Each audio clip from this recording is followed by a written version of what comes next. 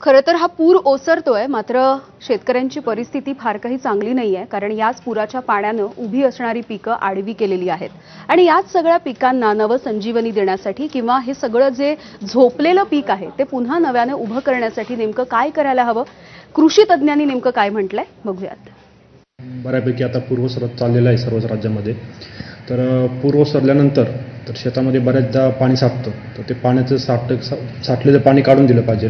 जी काही पिकं आता सध्या जिवंत असतील तर त्याबाबत थोडीशी रोगराई पसरण्याची शक्यता आहे, तर त्याबाबत थोडीशी जैविक बुरशीनाशके असतील त्याची थोडीशी फवारणी केली पाहिजे. जमीन खरडून गेली असेल तर त्याबाबतही सुधारणा केलेली पाहिजे, बांधबंदिस्त केलेले पाहिजे. बी हंगामासाठी किंवा जो असेल तर त्यासाठी जैविक खतांचा वगैरे किंवा याचा वापर करून जमिनीची तुमची पूर्ववत स्थितीमध्ये आणण्यासाठी प्रयत्न केले पाहिजे.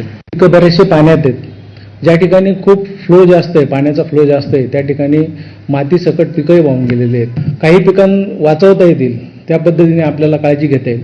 ज्या ठिकाणी सोयाबीन आहे, कापूस आहे, जे उशिरा पेरलेले कापूस आहे, त्याच्यामधले जे राहिलेले बोंड आहेत ते त्याच्यापासून आपल्याला काही पिकिंग करता येतील. बाजारात उपलब्ध असलेले जे रोको फंजीसाईड आहे ते आपल्याला फवारणी करून घ्यावं लागेल. जे पीक लोळलंय त्या पिकाच्या बाबतीमध्ये आपल्याला गेलं असं समजण्यात काय हरकत नाही.